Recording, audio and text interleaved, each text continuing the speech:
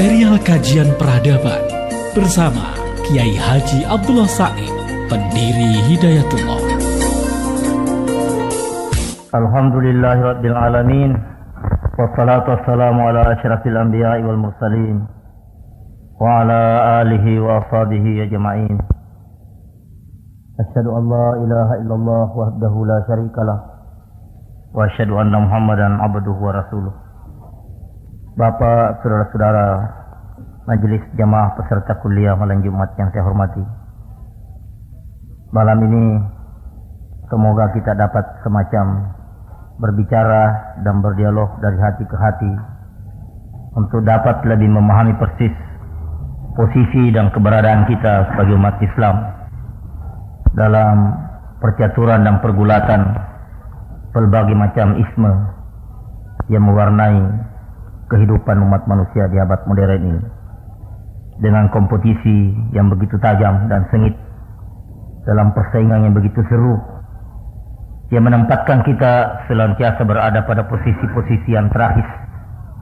Manakala kita kurang waspada, terlalu sangat gampang kita kepeleset dalam kesibukan yang luar biasa tingginya saat ini. Kadang-kadang menyebabkan kita lupa dan tidak sadar akan keadaan kita yang sebenarnya sudah sangat jauh menyimpang dari garis yang diharapkan dapat menyelamatkan kehidupan agama kita di dunia dan kehidupan kelak nanti di akhirat. Akibatnya kita akan dikagetkan oleh kenyataan-kenyataan yang kemudian terus-menerus akan kita hadapi, dan barangkali yang paling terakhir kita lupa bahwa kita akan menghadapi titik-titik penentuan pada saat kita sebenarnya tidak siap untuk itu. Sudah lazim dan lumrah kita dengar adalah titik-titik terakhir di sakaratul maut, pada saat nyawa kita akan dicabut oleh malakul maut, saat yang salah dan keliru kita mengakhiri masa hidup ini, pertanda celakanya dan malangnya perjalanan hidup kita selama-lamanya. Bukan dengan maksud untuk mempertakut-takuti, bukan untuk menambah ketegangan, tapi supaya kita tersentak persis akan kondisi ini dan posisi kita, untuk jangan sampai kita terlambat berbuat, untuk jangan sampai kita menyesal karena terlambat memanfaatkan sisa kekuatan yang masih ada. Khawatir kelak pada saat kita sadari keadaan, kita juga sudah tidak bisa berbuat apa-apa. Ada beberapa hadis Rasulullah sallallahu alaihi wasallam yang jauh sebelum ini semua terjadi, Nabi sudah mengingatkan sebelumnya. Masih hidup beliau, puncak-puncak kejayaannya Islam terbayang dan begitu merangsang. Tidak terpikir dan tidak terbayang tentunya oleh orang apa yang bakal terjadi. Tapi Nabi pada waktu itu sudah membayangkan lewat berbagai macam ungkapan yang sangat bervariasi. Di antaranya kita sama-sama tahu hadis yang sangat populer bahwa kelak satu ketika konsisten dan konsekuen dengan agama ini diibaratkan orang memegang bara api. Manakala dia tetap mempertahankan eksistensi agamanya dalam dirinya, mempertahankan keutuhan kehidupan agamanya dalam dirinya dan rumah tangganya, berarti dia tetap ibarat memegang bara api. Tangannya akan hangus. Dia akan memberikan pengorbanan yang tidak sedikit. Manakala dia mau menghindari hal itu, dia akan buang itu bara api, dan hilallah juga agamanya, kendati pun risikonya juga lebih berat. Kita mungkin dapat maklumi keadaan pada waktu itu. Kalau memang dia ibarat memegang bara api, dia lepaskan, itu kedengarannya masih logis, walaupun bukan dibenarkan. Tapi memang ada kondisi bapak dan saudara, belum juga memegang bara api, belum juga menimbulkan rasa sakit, belum juga menyebabkan tangannya kayak hangus. Memang dasar kondisi dan arus pada waktu itu begitu deras. yang menyebabkan gairah dan animo untuk memegang agama itu begitu berkurang. Masih mending Bapak dan saudara-saudara kalau dia lepaskan karena memang ibarat memegang bara api. Tapi ada yang memang dia lepaskan bukan karena memegang bara api, karena memang terjebak oleh arus yang begitu deras. Dan inilah keadaan yang lebih tragis. Barangkali kita mulai dapat rasakan sekarang. Orang yang mencoba konsekuen dengan agamanya sekarang ini memang harus siap menanggung beberapa risiko. Apatah lagi dalam hidup berumah tangga. Menyuruh istri kita memakai jilbab penutup aurat. Sebab begitulah maunya Allah Subhanahu wa taala. Begitulah ketentuan Allah Subhanahu wa taala. Luar biasa pengorbanan yang diminta. Apalagi istri yang memang terlanjur biasa terbuka di atas, terbuka di bawah. Apa memang istri yang memang tidak biasa pakai kudung, apalagi jilbab. Luar biasa beratnya Bapak dan saudara. Sebab orang yang suka ngolok juga tidak sedikit. Saya bukan 1-2 kali saja mengalami keadaan seperti ini. Bukan jauh, di pelabuhan Balikpapan. Waktu saya turun dari kapal, mengantar istri pakai jilbab warna hitam. Ada saja orang ngomong di antara penjemput di kiri kanan itu, di zaman Nabi kah kita sekarang? Saya kira kita sekarang ini zaman modern sekalinya. Oh, kita masih di zaman unta ya. Saya tahu bahwa kalimat ini untuk saya atau istri saya. Memang sakit. Merah juga telinga dibikinnya Bapak dan saudara. Saya pikir kalau ini mau diladeni, menanglah dia. Memang harus kita telan ini kenyataan. Inilah barangkali ini dinamakan bara api Bapak dan saudara. Ini baru dari segi berbusana. Belum lagi hal-hal yang lain yang tentunya kita sama-sama alami dalam kehidupan ini. Dan kalau dirinci terlalu banyak orang yang tersinggung, termasuk di antara kita ini sendiri. Mari kita kembangkan sendiri betapa tidak gampangnya sekarang ini kita menegakkan agama dalam diri kita, kehidupan kita. Ya, bukan gampang. Kalau sementara kita menerima tamu, lagi asyik-asyiknya ngomong, tamu itu kebetulan status sosialnya lebih tinggi dari kita. Katakanlah kepala bagian kita, apalagi kalau kepala kantor kita, apalagi kalau kepala kampung kita, apalagi kalau bos kita, rekanan kita yang memberi keuntungan kepada perusahaan kita cukup besar, tiba-tiba azan.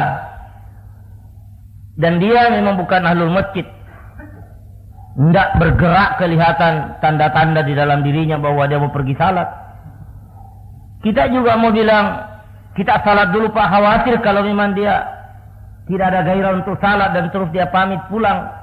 Dan hilanglah kontrak yang mau ditandatangani. Pikir-pikir keuntungannya tidak sedikit, jutaan. Kita berada dalam satu jebakan dilematis.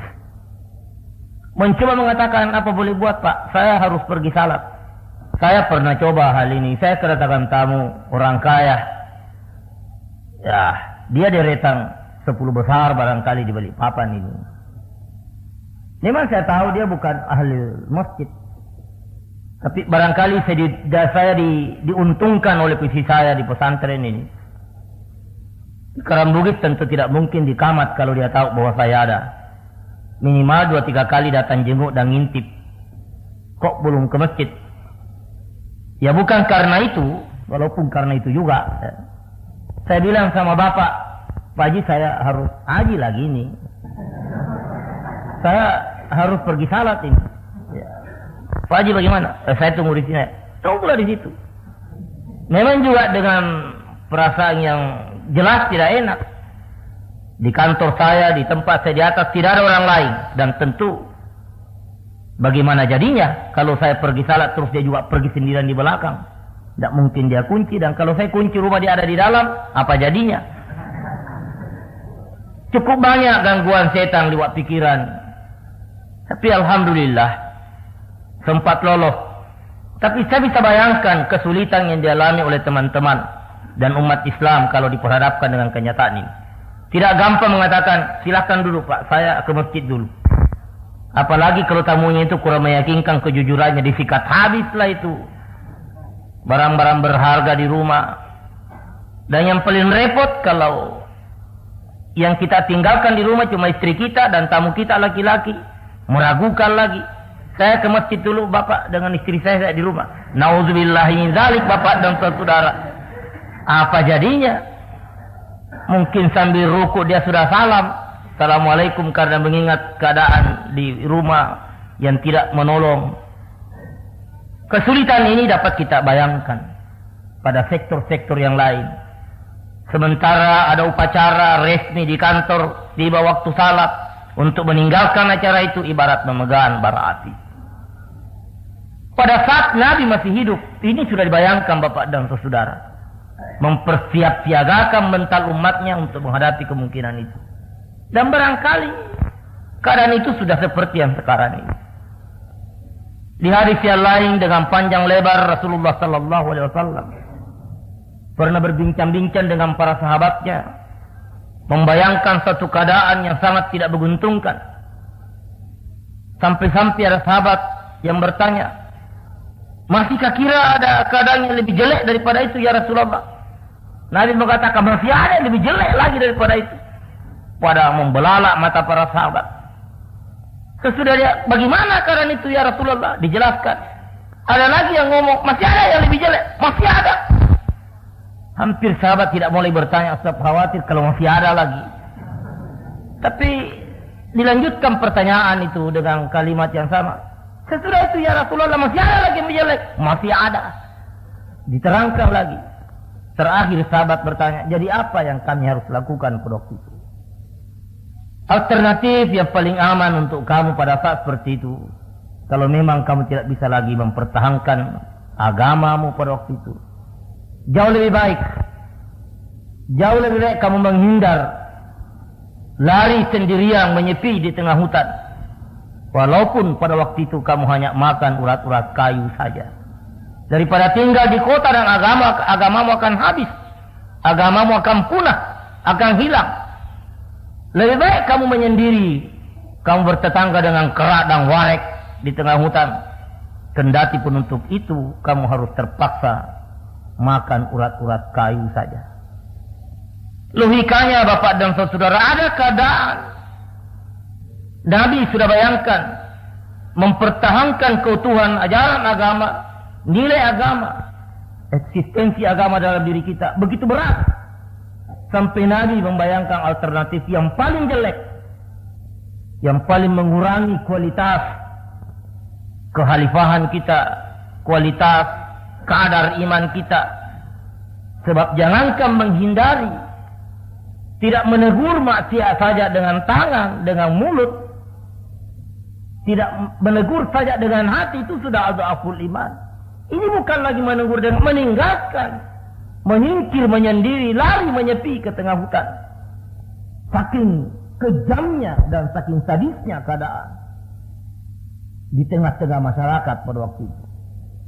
Artinya Nabi memaklumi kadar kualitas imannya umatnya pada waktu itu sudah sampai tingkat begitu lemah sehingga tidak bisa diharapkan bertahan dengan imannya, apalagi merubah keadaan.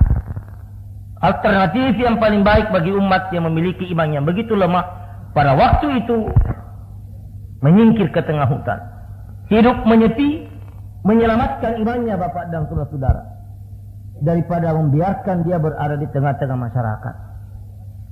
Nah, sebenarnya memang kita kadang-kadang mencaci maki dan menuding dengan segala macam predikat masa dan zaman orang-orang tua kita, dengan tuduhan-tuduhan kolot, konservatif, primitif, ketinggalan.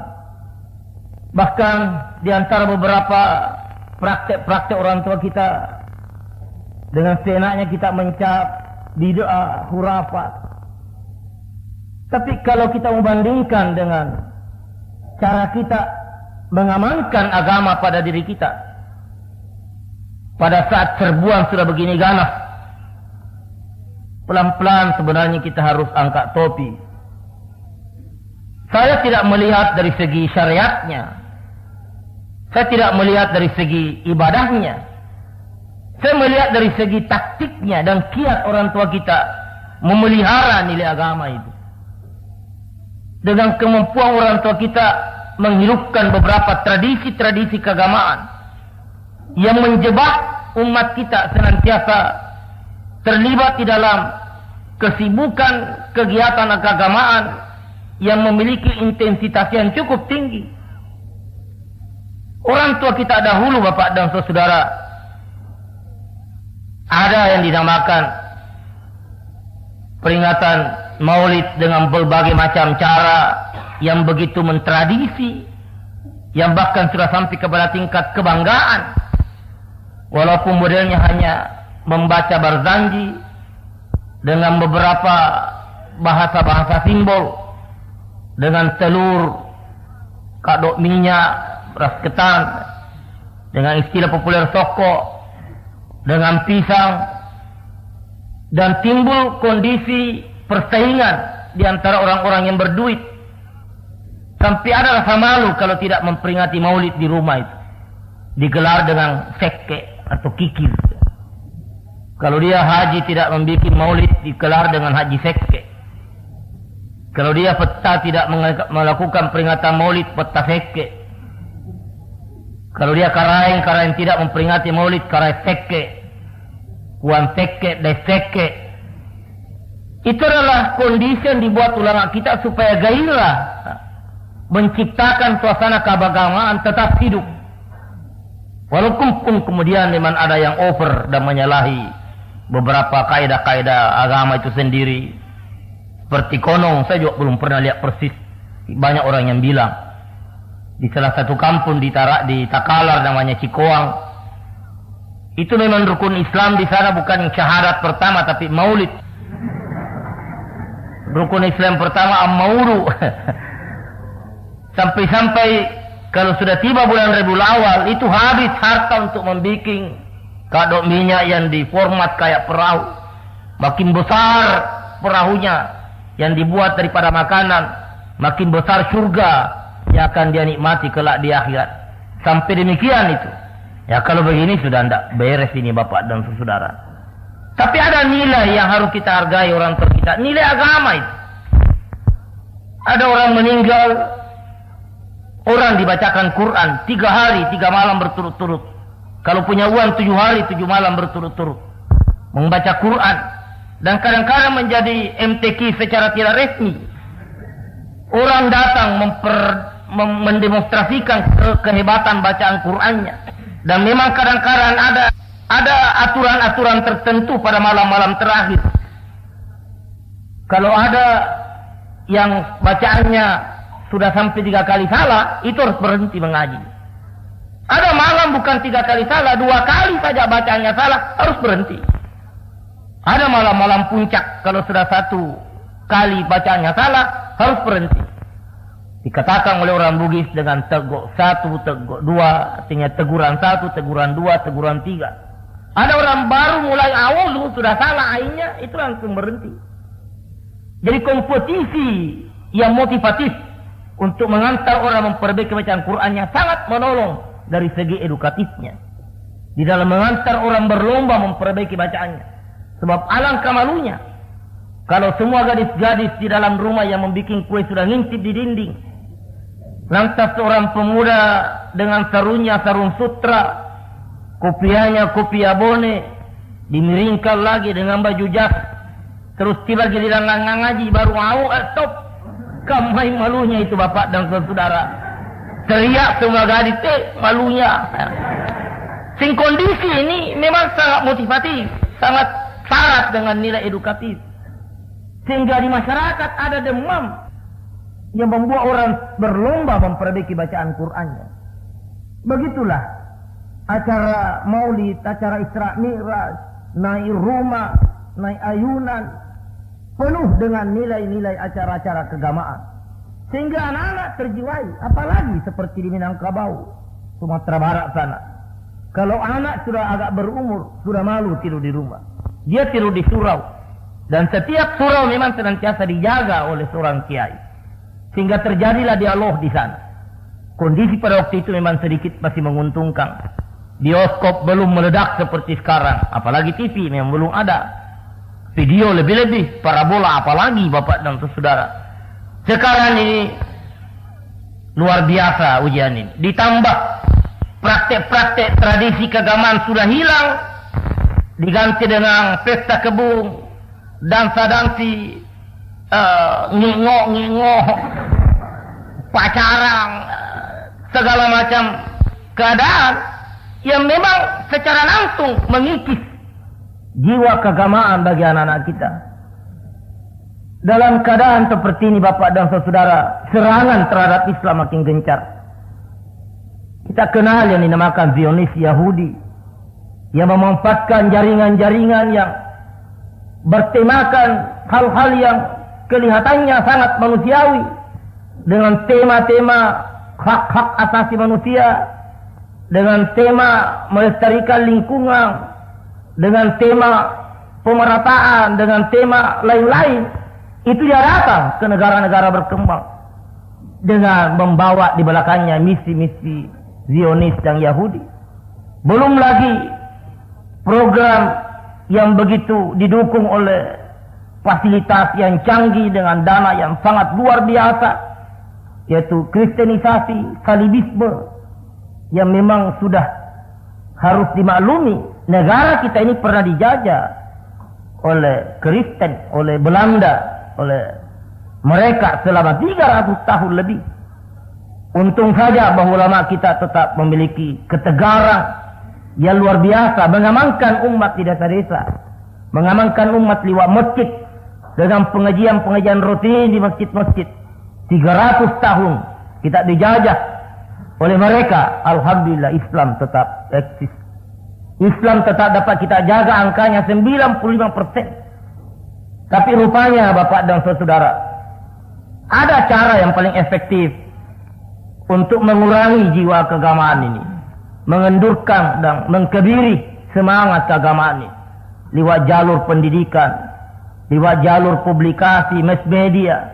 Itu sangat efektif di dalam mengendurkan jiwa keagamaan. Pada saat masjid sudah tidak ditunggu lagi oleh ulama-ulama kita. Pada saat ulama juga memang kurang, kiai-kiai pada meninggalkan pronya, lari ke Departemen Agama mengurus mesin tulis, ikut apel upacara penaikan bendera, hening cipta, dengan pakaian seragam. Kiai kita sudah pakai juga topi pet dengan sepatu laras. Sudah janggal rasanya untuk ke masjid pakai serban, sehingga umat sudah tidak terurus lagi di sore hari, bukan salat jam asar, tapi nonton sepak bola.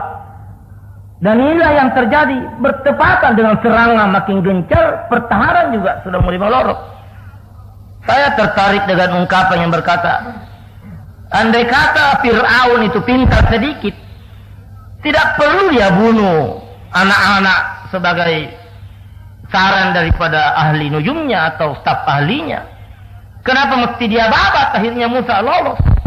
Andai kata ada sedikit otaknya Fir'aun, sebenarnya cara yang paling baik dilakukan Fir'aun untuk menangkal, mencegah munculnya seorang Musa, bikin saja sekolah di mana-mana dan masukkan kurikulum indoktrinasi sedemikian rupa untuk mencegah dan membunuh idealisme keislaman pada diri anak-anak yang sementara bakal tumbuh mengancam tirani Fir'aun laknatullah itu. Tapi pikiran ini tidak ada pada waktu itu. Nanti belakangan baru ada Bapak dan Saudara. Sebab andai kata Fir'aun dia tidak bunuh, tapi dia bikin sekolah di mana-mana, dia bikin, mau dikatakan bikin bioskop di mana-mana. Pada waktu itu belum ada bioskop. Tapi andai kata ada ide staf ahli atau pemikir Fir'aun mengatakan tidak usah bunuh Fir'aun, bikin saja sekolah, itu jauh lebih berhasil. Tapi ide ini belakangan baru muncul, sesudah Fir'aun tidak ada. Pewarisnya Fir'aun Bapak dan Saudara. Anak-anak kita betul-betul lewat sekolah lah dibentuk dia punya pikiran. Lewat sekolah lah dibentuk dia punya ide. Lewat sekolah lah dibentuk dia punya cita-cita. Saya masih ingat Bapak dan Saudara, suasana keagamaan yang membentuk saya punya jiwa. Menjelang ujian akhir SD, maaf-maafan dan astagfirullah bukan pujuan. Dan memang kemudian dalam ujian akhir saya mendapat angka 9910. Tapi sejak itu memang tidak ada niat saya untuk melanjutkan sekolah di SMP. Sejak mau ujian saya katakan saya ke muallimin swasta. Tidak terpikir bahwa SMP itu lebih hebat daripada muallimin. Yang menarik dari muallimin, orang pelajari Quran, orang bisa pidato dan ceramah, dan orang dipanggil ustaz. Jadi kalau tamat SMP, tamat SMA tidak ada julukan-julukan begitu. Dan saya tidak tertarik bahwa orang bisa jadi dokter banyak uang. Tidak menarik itu uangnya dokter di otak saya. Karena saya tumbuh dalam suasana keagamaan. Saya masih ingat orang tua saya. Karena di rumah itu cuma saya 3 bersaudara sebab kakak tertua tidak di rumah. Setiap orang tua mau pergi, saya selalu dibawa. Pergi ngaji Quran di tempat orang kematian, saya juga ikut. Pergi baca barzanji di tempat maulid, saya juga ikut. Dibawa ke Isra Mi'raj, baca kitab Mi'raj itu sampai tengah malam, saya juga ikut. Sehingga beliau ke gurunya atau ke kiai-kiai yang lain berbincang-bincang, saya juga ikut. Suasana ini betul-betul membentuk jiwa saya. Sehingga memformat saya punya cita-cita. Mestinya kalau tamat SD dengan ranking yang tinggi, harus diprioritaskan ke SMP. Ini saya bertekad saya mesti ke muallimin, biar yang swasta. Kebetulan ada ujian negara, bahwa ada sekolah agama negeri juga, PGA, tambah jadilah cita-cita saya tambah tersalur. Ini karena melalui pendidikan. Sebab di sekolah pada waktu itu di SD ada tradisi di SD negeri pada waktu itu yang luar biasa menggembirakannya. Sebelum belajar lewat guru agama bahkan guru umum dibiasakan itu anak-anak baca Fatihah dulu. Dan setelah mau kembali dibiasakan baca surah Al-Asr. Di SD negeri dan di SD pemerintah. Bahkan bapak dan saudara ada hari-hari tertentu murid-murid SD disuruh bertanding pidato dengan materi-materi pidato yang bersifat keagamaan. Ini tidak sedikit pengaruhnya di dalam bentuk kejiwaan. Tapi anak-anak kita sekarang di rumah dibentuk oleh TVRI, oleh TPI yang goyang-goyang pinggul kiri kanan. Ada kesan begitu, tidak terlalu tertarik lagi dengan surga. Apa namanya ini Pak kalau sudah begini ini? Tidak takut kepada neraka, tidak tertarik lagi kepada surga. Itu sama maknanya dengan menganggap Allah Subhanahu wa taala itu pembualan. Istilah anak sekarang ini dongeng. Seolah-olah ayahnya Tuhan itu dongeng melulu bapak dan saudara. Tidak ada lagi rasa tertarik kita kepada surga. Dan tidak ada lagi rasa takut kepada neraka. Masihkah ada bentuk kelunturan iman lebih parah daripada ini bapak dan saudara? Yang dinamakan bersedekah semoga masuk surga dianggap itu akal-akalannya saja Pak Kiai. Apalagi orang-orang pesantren adalah cuma mau disumbang aja itu. Sampai di mana lagi dia cari-cari ayat yang begitu. Dan tidak ada rangsangan dalam diri kita itu. Tidak terangsang lagi. Sebab inilah kenyataan, inilah realita. Sebab bukan saja kita diserbu oleh Zionis, oleh arus program kristenisasi yang begitu canggih, didukung oleh dana yang luar biasa bapak dan saudara-saudara. Bukan saja oleh komunis betul bubar secara organisatoris konstitusional memang tidak ada lagi ceritanya. Tapi secara ideologis bapak dan saudara, kehidupan ladinia itu justru sementara didukung oleh orang-orang Islam sendiri dengan tidak disadari. Kita juga berhadapan sekarang dengan apa yang dinamakan sekularisasi yang memisahkan persoalan agama dengan persoalan keduniaan yang sebenarnya adalah komunis juga dalam warna merah yang agak redup, tidak terlalu terang tapi merah juga. Artinya konotasi pegangan landasan hidupnya juga menganggap Allah Tuhan itu hanya sekedar berita kosong saja, dan ancaman-ancaman Allah, janji-janji Allah itu juga adalah dongeng saja. Inilah kehidupan sekularisasi yang sementara ditanamkan dalam diri kita. Maka tidak takutlah istri kita berjalan tanpa menutup aurat. Tidak merasa rugilah kita kalau tidak ke masjid salat. Dan kita menganggap kalau ada permintaan sumbangan dan kita tidak menyumbang, kita menganggap diri lolos dan selamat. Bahwa alhamdulillah tarekat saya untung tidak tergoda oleh permintaan sumbangan. Dan kita tidak tertarik lagi dengan gerakan-gerakan keislaman. Padahal bapak dan saudara, kita sudah berada di tubir kehancuran sebenarnya. Karenanya kita perlu meningkatkan kewaspadaan. Sebab kita sudah berada dalam titik yang sangat kritis, dalam kondisi yang sangat mengerikan ini. Sedikit saja lagi memang tidak ada lagi agama di dalam diri kita. bukan mengulang-ulang, tapi tidak ada salahnya kita selalu menyegarkan. Memang Rasulullah sallallahu alaihi wasallam ada mengingatkan kepada kita akan datangnya satu zaman Islam itu tidak lebih daripada sekedar tinggal nama saja lagi. Sa'ati alaikum zaman la yabqa minal Islam illa ismuhu. Pada waktu itu Islam ini hanya sekedar nama saja. Sedikit saja lagi nampaknya dan rasanya keislaman kita tidak lebih daripada sekedar nama saja. Sudah begitu rapuh rasanya iman kita, Bapak dan Saudara. Begitu gencar, begitu semangat, begitu entusias kita menerangkan salah lain.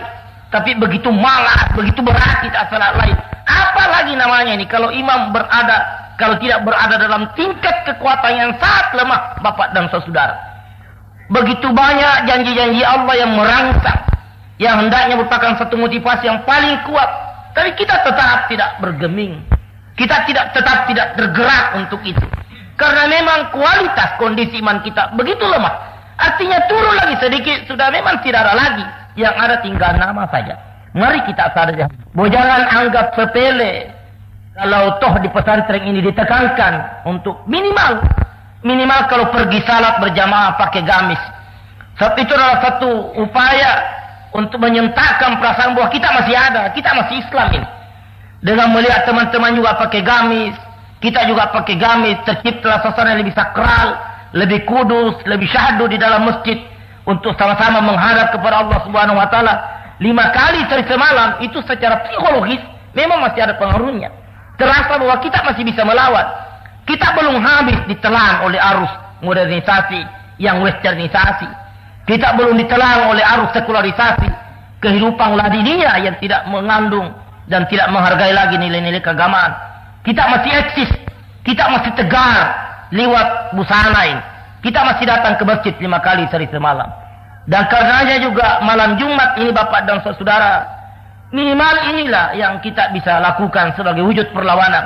Bahwa kita belum hanyut juga ditelan oleh TV, belum hanyut oleh dansa-dansi, walaupun terbatas hanya sampai kepada tingkat menonton.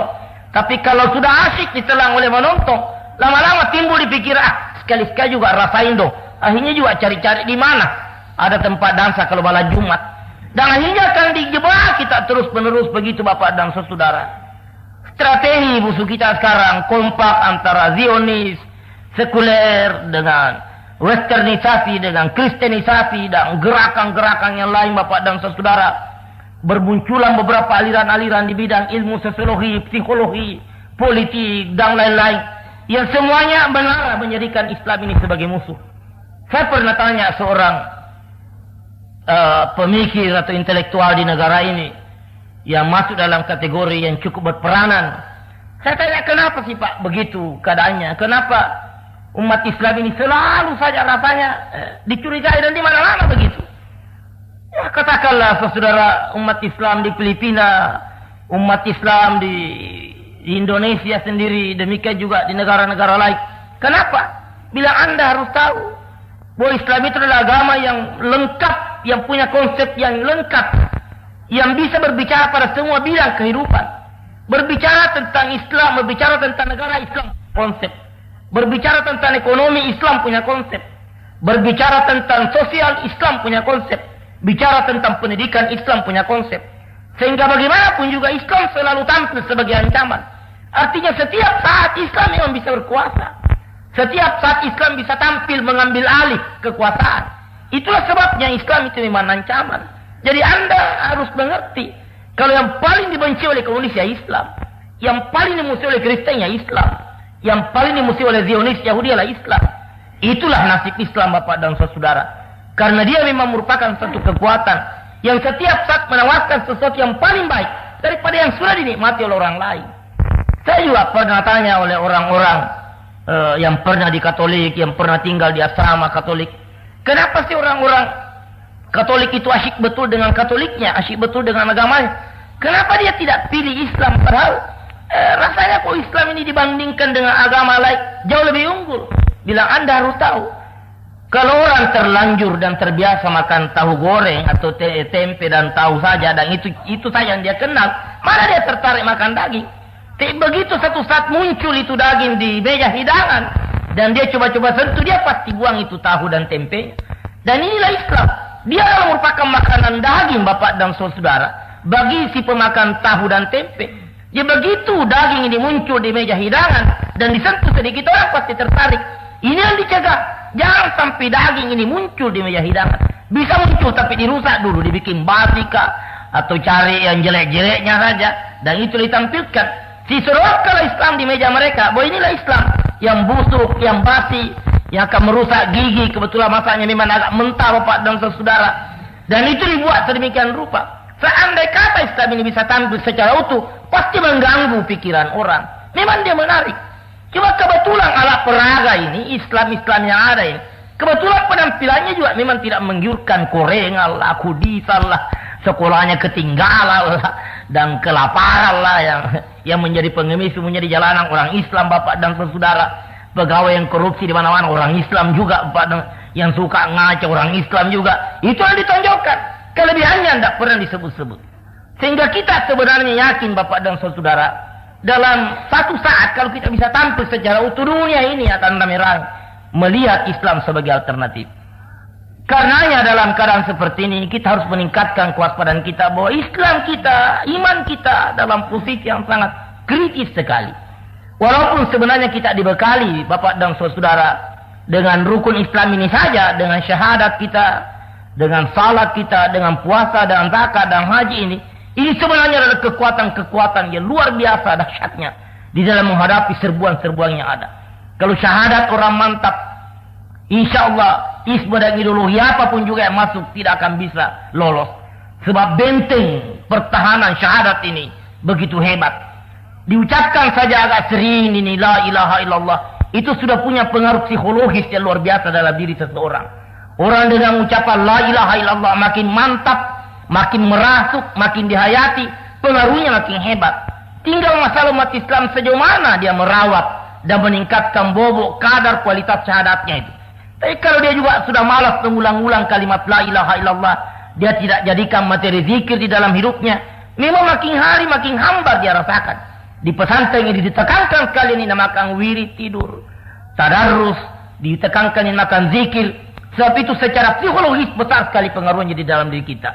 Kalau pagi-pagi kita tidak baca Quran, malam mau tidur kita coba-coba malas wirid, Bapak dan saudara. Di sore hari kita tidak baca lagi Quran, tidak membuka-buka Quran, kita akan rasakan kehambaran iman di dalam diri kita itu.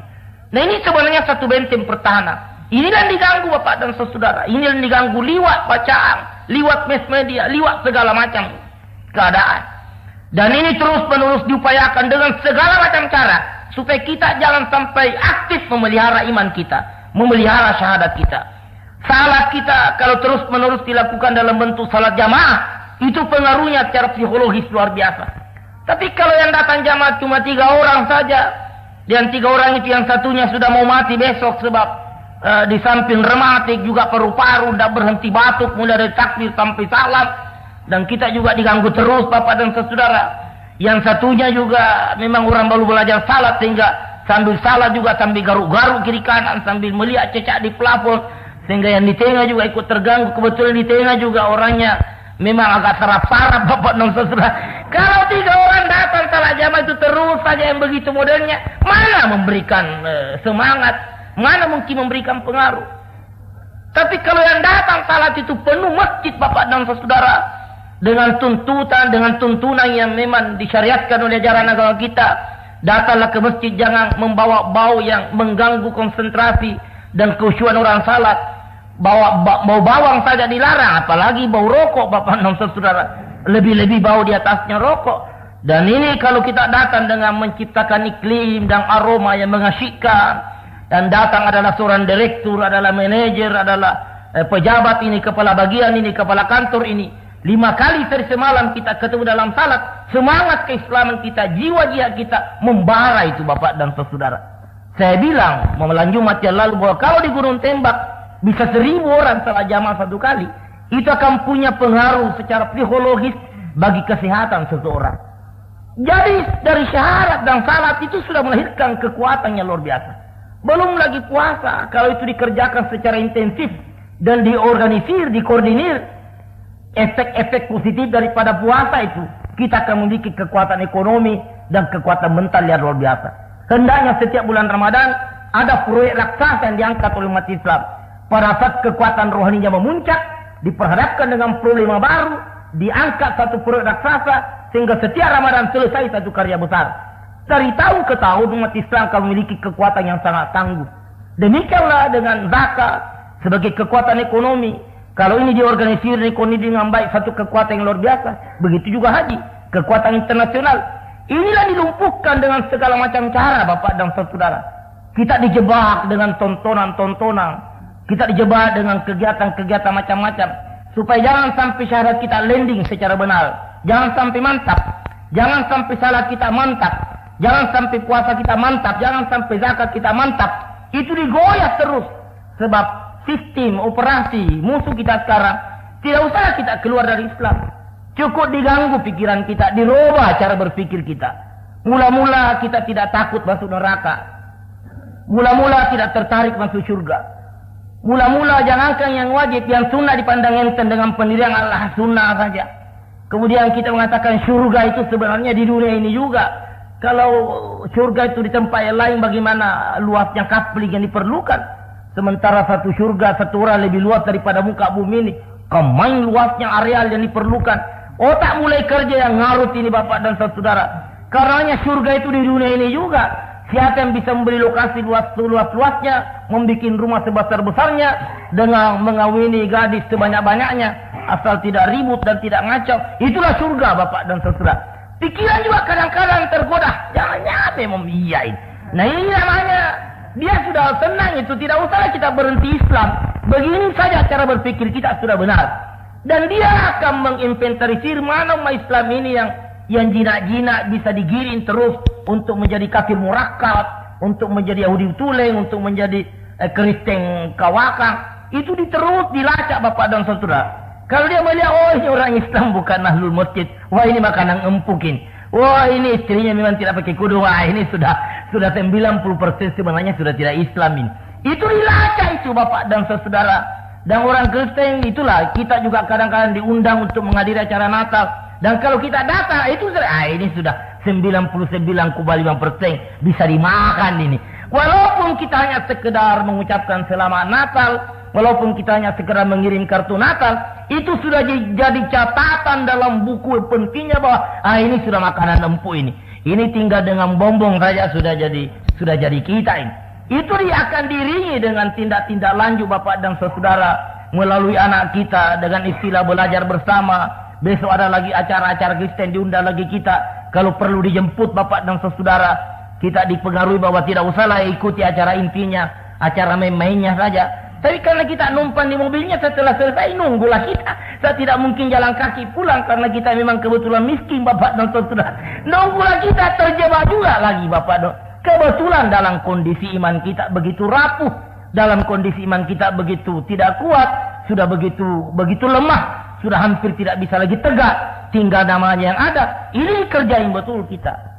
Karenanya menyadari keadaan yang seperti ini Bapak dan saudara, peringatan-peringatan Allah Subhanahu wa taala harus disadari bahwa wala talbisul haq bil batil, jangan campur baur yang hak dengan kebatilan. Dalam kondisi iman seperti ini bukan lagi mencampur baur yang hak dengan kebatilan, tapi memang menyembunyikan kebenaran dan kebatilan seluruhnya yang ditampilkan pada diri kita Bapak dan saudara. Buktinya tidak mau lagi salat jamaah dan alasannya macam-macam, tapi kalau Natal hadir begitu aktif, pakai baju yang paling baru Bapak dan saudara, keluarkan biaya. Inilah yang memang dikhawatirkan oleh Allah Subhanahu wa taala. Sehingga ulama-ulama kita mengatakan sepakat untuk selalu menyegarkan peringatan Rasulullah sallallahu alaihi wasallam, man tasyabbah biqaumin fa huwa minhum. Barang siapa menyerupai satu kaum, maka dia juga adalah termasuk kaum itu. Karenanya di Aceh dan di Sumatera Barat pada awal mula orang-orang Islam memakai pentalong atau celana panjang untuk membedakan bahwa ini orang Islam dan ini orang Predengker, ini orang Kristen. Di samping pakai pentalong atau celana panjang, dia lilitkan lagi sarung di badannya untuk menunjukkan bahwa dia tetap Islam.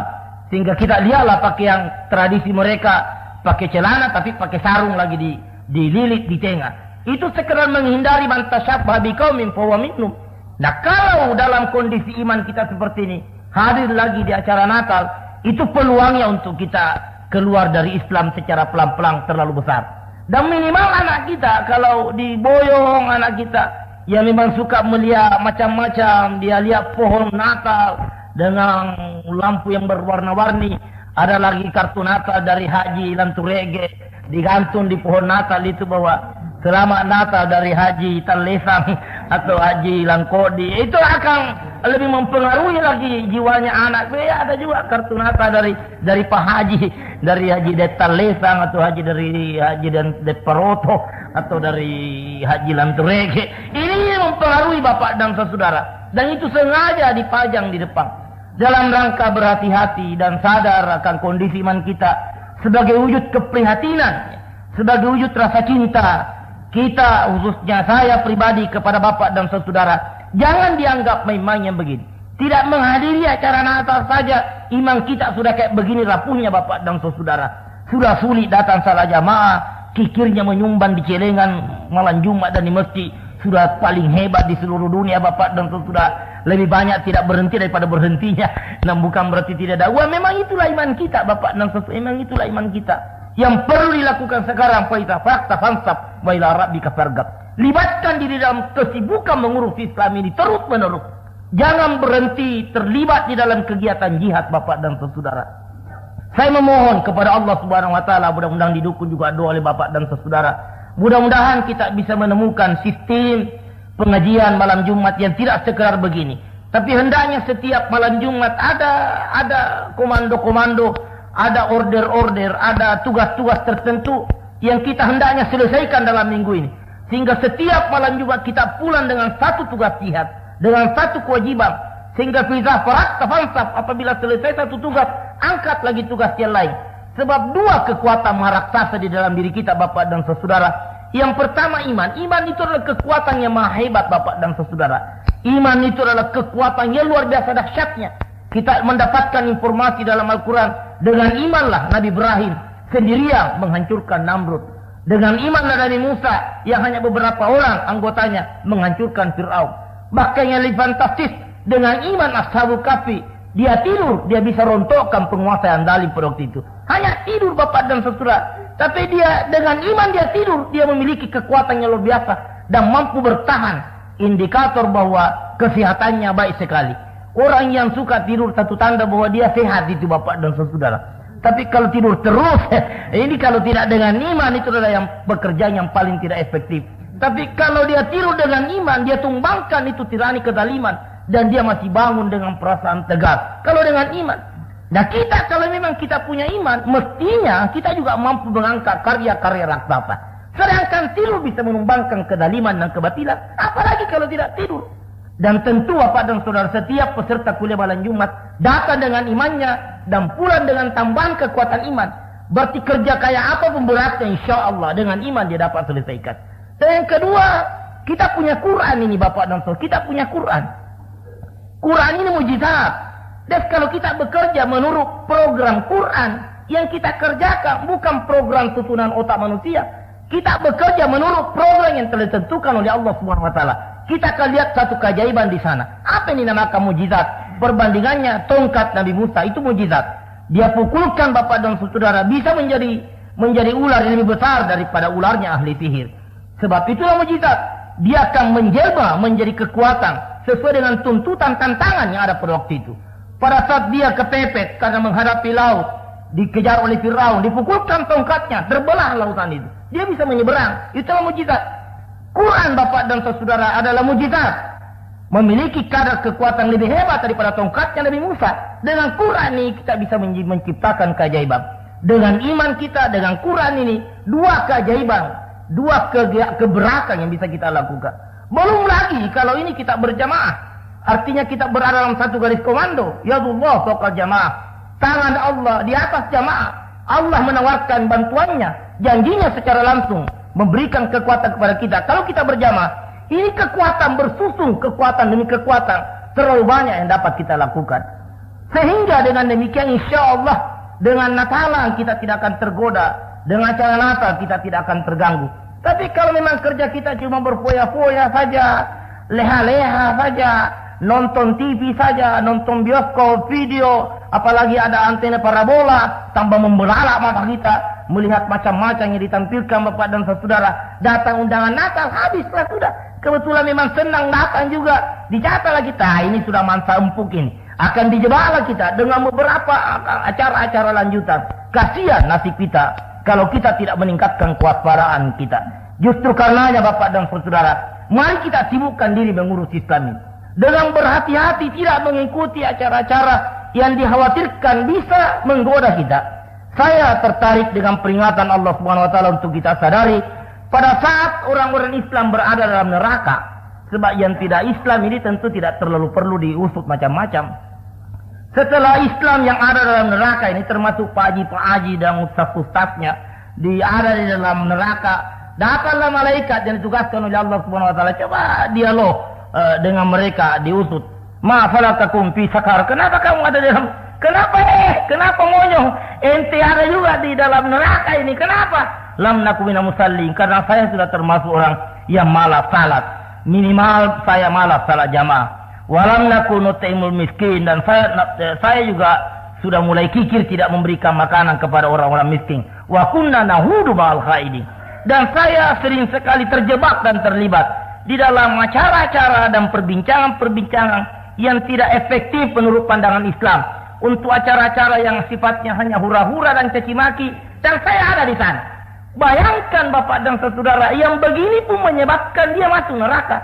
Tentu saja bukan karena sekedar ikut di dalam acara, melakukan hal-hal yang menurut pandangan Islam adalah sia-sia, yang menurut pandangan Allah Subhanahu wa taala jadinya dan hasilnya adalah ngolok-ngolok dan mencaci maki Rasulullah sallallahu alaihi wasallam.